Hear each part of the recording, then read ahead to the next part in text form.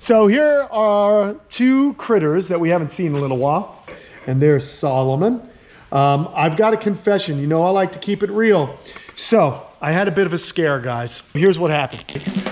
Man, it's been a crazy couple of days, and I know you guys up north always make fun of us down here in Florida, but it was 38 degrees, and that is really cold, specifically when you're dealing with reptiles.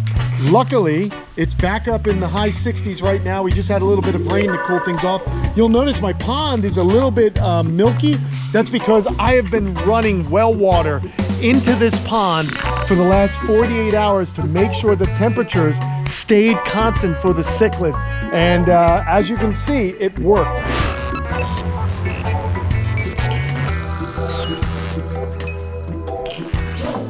All the cichlids seem to be okay. Although I did see a massive blue heron, a great blue heron, was just walking around out here. So I had to scare him off.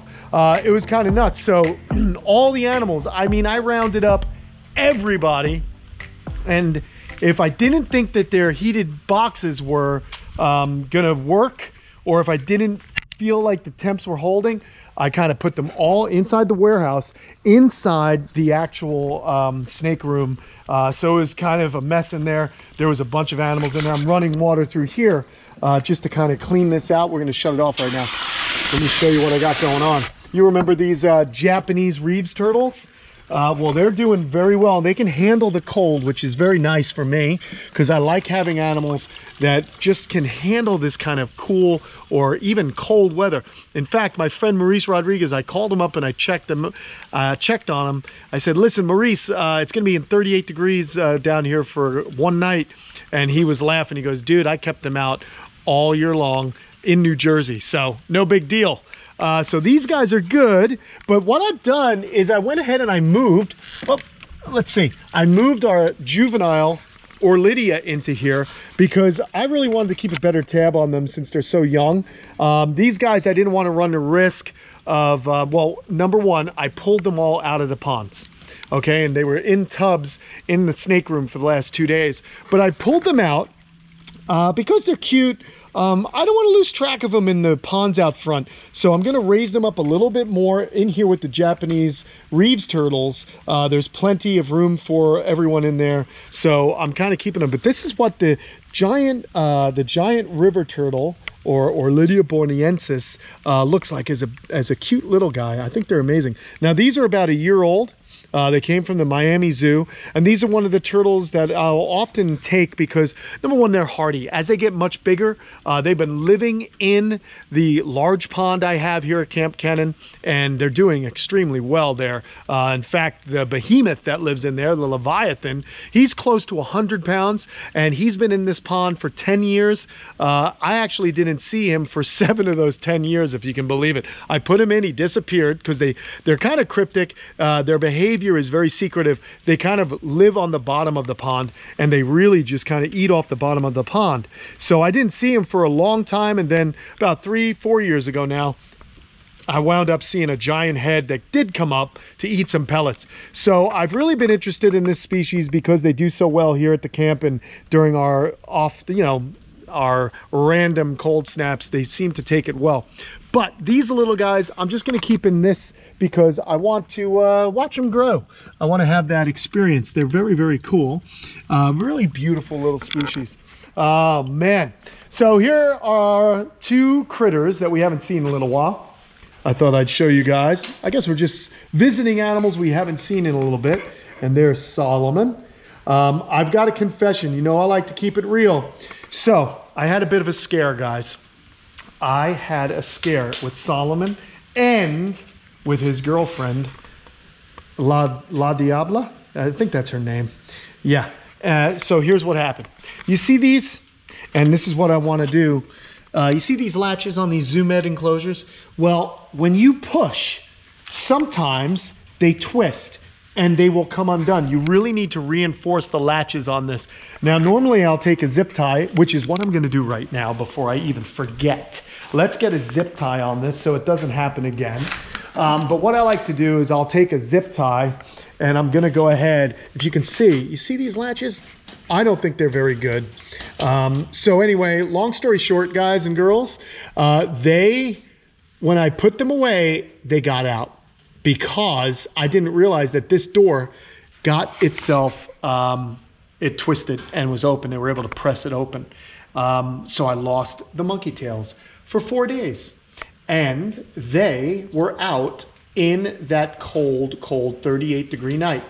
Now, here's what's nuts. They pulled it. I found them yesterday. They were totally fine. And it was just nuts. I cannot believe they survived. Now, it's one of those, I'm having a hard time with this zip tie, by the way. It happens. What can I tell you? We're gonna twist it. We have to bend it 2 times because I'm trying to get it through here, see? Watch this. So you bend it again. We need it to kind of, wrap around. And I'll finish that story. Don't forget. I will not forget this story because I know you're all waiting, but I wanted to do this before I forgot because there's so much stuff I have to do. Sometimes you can get absent-minded. Okay, so we got it. Even get it. Oh, come on. Can you believe you're watching this video, people? Okay, good. We're gonna zip it because I'm not gonna need to get in there. But anyway, let's talk about these maniacs. God, these guys, they gave me a scare. So check it. So these guys were, you're gonna bite my hand, you're gonna bite me, you little rascal, you. So yeah, man, they got loose. I was really disappointed, sad. They got loose in the warehouse. I looked around the warehouse, couldn't find them, shut this big door just to make sure that they couldn't get out. And I couldn't find them. I looked everywhere. So 38-degree weather. Well, the next morning I come out and where is Solomon? Solomon was just right back there on the floor. And I was like, oh God, is he gonna be alive? And I pulled him up and he was moving. I warmed him up and he was fine. And then I started to get moving and I looked for La Diabla. Let's pull this out. I looked for her. Oh, she's quite, this is why I call her La Diabla, because she wants to bite and maim me as much as she can. Yeah, so what happened was I wound up getting them both back. She was behind some fencing and she was cold, but she's okay. Ah, look at her. So the reason I don't have them in their normal enclosure is because I want to be able to wheel them into that room there to keep them warm. So very happy. I got them back. They're fine. But man, it's, you know, this is real life, people. There's always going to be a mistake or an accident. Oh, gosh. And you've got to be prepared for that. So very happy we got them back. Very happy they didn't get out into the yard. That would have been a problem. So just like to be honest, man, let you guys know what's going on here at the camp. It's just been kind of a crazy winter for us here in South Florida. And you know I'm going to be building some new enclosures out back. And I'm really going to be working on making it idiot-proof, you know, for the idiot in charge. So hopefully it'll save some work. Here is our friend Leon, the banana pectinata. But there is some news. I don't know how much longer I'm going to keep these two. I do plan on selling these 2 monkey tailed skinks. Because like I said, I want to have space and time. I don't want to take on too many animals because if you take on too many, you perhaps won't be doing right by all of them. So I want them to go to a good home. I am going to sell them. But anyhow, what I want to do is focus more on some of the monitors that I'm interested in. And they're just such a rewarding group of animals to work with. So Slinky spent the night of that cold night. Hey, Slinks. He spent the cold night inside the warehouse. Just put them back out today. As you can see, though, he's doing fine. And I did make some improvements with spray foam in his house. You can kind of see it back there. I sealed up some gaps and things like that while he was inside the other warehouse in a giant vision cage that I used to have Buttercup in. Still waiting on that permit for Buttercup, by the way. That's the update there. I'm going to go ahead and shut this because you know what? It's getting close to evening and it's cooling off a little bit. So I will be pulling these guys back in for the night. But we're only going to get into the low 60s tonight. Look who it is. What's going on? Hey, What are you doing?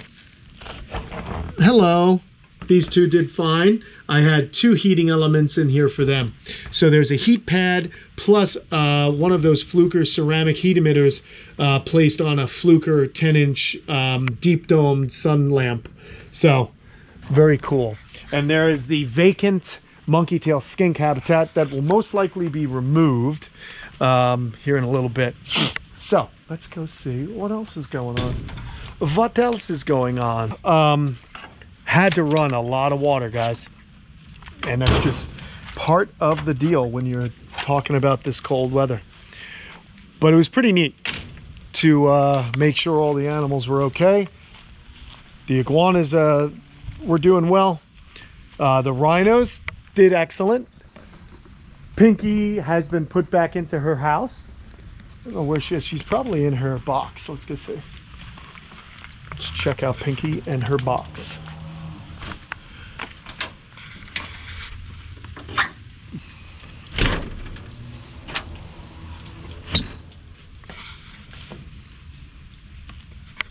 Yep, she's in her box, nice and warm. We'll let her keep doing her thing. This is like my pre-dark ritual, and then I come out again at past dark to make sure that they are still in their boxes, the heaters are working, all of those things. The thermostats have been amazing. Really digging the thermostats. All right, here is our pond, Sophia's pond right here. It looks like we might have a little bit of blockage. Let's go see. I shut off, you know, the other thing I did was I shut off the waterfalls because I felt like that movement of water, the heat would have gotten lost as it's moving across the rocks. So I shut the waterfalls off, and I'm going to show you something else that I got that may help you guys out. It's a cool product. I got it from Angel's Hatchery, my friend Paul at Angel's Hatchery down there in Homestead, Florida. And it's a heater for ponds and tanks. And I think it saved the cichlids in here. Our temperatures, I knew that the water was going to get into the upper 50s. So we don't want that to happen. We want to save as much as we can. And remember, I'm running water in, but I didn't think this was enough water, so I wanted to kind of go for it. And we have one of these heaters, and basically you can see that heating element. You see that heating element? It dries off immediately. If you touch that, you're going to be miserable. But if you keep it in the water, the animals can't get burned. And you just keep it in the water, and the turtles can find it and kind of hang out in the water that's close to that. And then the movement of the water spreads the heat out, and it's just about taking the edge off.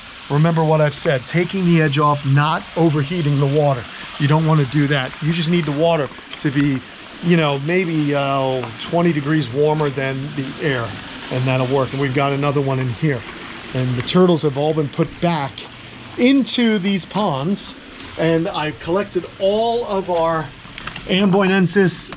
I went ahead and I collected all of these guys to make sure they were okay, because even though they're a little bit more hardy than some of the other animals, it was so cold, I just felt I just didn't want these guys to have to tough it out. So I brought them all in and I got them all set up. So I was pretty happy about that whole scenario.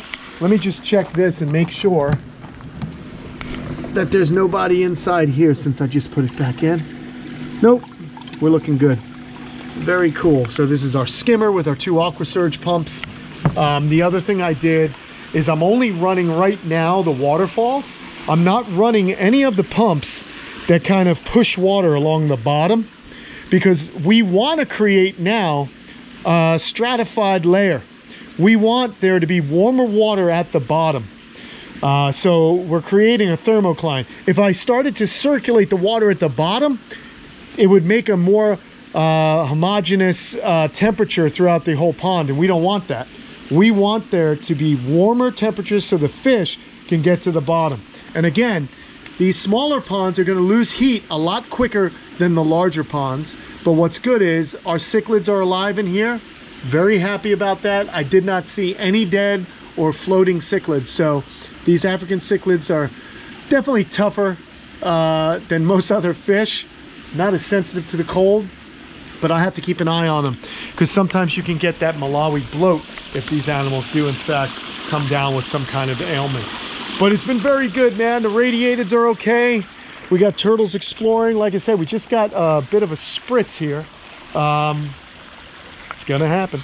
But temperatures in the high 60s. These guys seem to be fine. It's just been, I don't know. You guys know obviously how much I love the animals, and you know, this has been a common thread this month in our videos, just hit with all these different cold snaps. This is why it's so unpredictable in the winter months here in Florida. I moved down here, as many reptile guys have, because the weather is better. Hey guys, the weather is better. I'd say in the winter it's 70-30. I just love hot and humid and no drama. But of course, what do we got to worry about in the summer? Hurricanes. So Florida, welcome to planet Earth, right? I always say that, like, oh, there's hurricanes in Florida. I'm like, yeah. And there's mudslides, and there's wildfires, and tornadoes, and earthquakes. We live on a very volatile planet, and she's always trying to throw something at us to make sure we're paying attention. So, you know, we have to adapt. That's what human beings have to do. And since these animals have adapted to millions of years in their respective, habitats of origin, it's up to me to try and make sure that we have the new boxes and things that they can get out of these elements and survive in. But it is also amazing what I've learned, not that I want to do this anytime soon, but it's amazing how reptile physiology, it behaves in cold, that when you think they're dead, they may not be. And that's what we've learned with Slinky's video, and of course with the Monkey Tailed Skinks. If you warm them up slowly, you may just get a second lease on their life. The optimal thing to do is to not have them do or get cold, but it is a good thing to know about, because I think it could, what you think is dead is not dead. Oh man. And the other cool thing about these animals, I've mentioned this before, you notice their shells are black. So on days like today, as long as, you know, when the sun's shining, their body temperatures can actually become elevated nicely, because they do in fact have the ability to absorb that solar radiation because of those nice black shells. And Darwin, Nostradamus, and Socrates are all doing awesome. I also tweaked their habitat as well. Right here, the lights are off, but I lowered the lights so it's closer to them. We lowered these lights. They're a red light. Once the temperature, let's see, up, it's gonna turn on soon. So there, that temperature probe is set to come on around 68 degrees. So those lights are gonna turn back on real soon. And then what's cool is, so far, knock on wood, these guys, I haven't had to coax them into their shelters. They've just come right in. So it's been very, very good as far as I can tell with these guys. They're getting smarter and smarter every year. They know where the nice, warm, dry spots are, and they seem to prefer going into them rather than kind of hiding under a bush. It also makes my life a lot easier, because trying to get Darwin, 350-pound tortoise, when she doesn't want to move, it's not an easy thing to do. But they're all happy. I'll probably give them a good feed tomorrow. Today's the first day they've been out after about 48 hours stuck inside. Whoo-wee. All right, man, that's what's going on here at good old Kamp Kenan. Just a video for you to catch up and update. That's why I haven't been traveling much. Also, some more good news. I'm getting a truck worked on tomorrow with my friends at Amazonia 4x4. Now, the reason I haven't really traveled too much, number one, there's COVID. I'm not that freaked out about it, but you know, other people might be, so we haven't been able to do a lot of on-location shoots. But the other reason we haven't been able to do any on-location shoots is because I haven't been able to get the truck re-geared. Now, Nitro Gears hooked us up. We've got some new gears going in tomorrow. My friend Mauricio from Amazonia 4x4 is going to get to work on the front and rear diff and rear gearing, so that the truck will be more efficient when I'm driving on the highway. Because right now she's a slug. So we really got to get her you know, geared so she can handle the extra equipment that I'm now pulling around. But hey man, she sure does look pretty. And we did get some mountain bike riding in earlier today, or shall I say off-road riding, because there ain't no mountains in Florida. And here's Brutus. What's he doing? Oh man, Brutus, you got to go in, buddy. I think he realized when I came home the door was shut, and I think he just got lazy. Hey Brutus, this is my big boy, one of my oldest sulcatas. He's from Long Island, New York, if you can believe that. When I drove all the way up to Long Island to get him and bring him down. Hey Brutus, come here, buddy. See, this is what a big pain in the neck these sulcatas can be if they don't go back in their house. So I just would prefer it if he went into his house. I'll show you a trick that I do with the sulcatas before we end this video. We're gonna take this bamboo, because it's the only thing I have close by. And we're gonna see if it'll work like it does with sulcatas. You're gonna gently tap Brutus like this. Just annoy him. Just tap him enough to annoy him. Come on. Oh, look at that. Get in there. This is how I let them move on their own rather than me lifting them, because don't go the other way, dude. Don't go this way. Don't go this way. Come on. I think I'm gonna be here a while. What I'll do is, now's a good time for time lapse. I'm gonna say goodbye. Hope you guys are having a great week. Hope you had a great holiday. Merry New Year. Yeah, that's it. Happy New Year. And don't forget to like and subscribe. More videos. Can't wait. We're gonna get on the road and go visit some of my buddies with animals so that you guys can see how other people are doing things as well. Because as fun as this place is, we still got to get out and do some stuff, don't we? We got to visit our pals. All right, I'm gonna try and get this tortoise in. You guys can laugh at how I do it, and just realize it's a process. I'll see you guys later. Here's a little time lapse for you. Bye.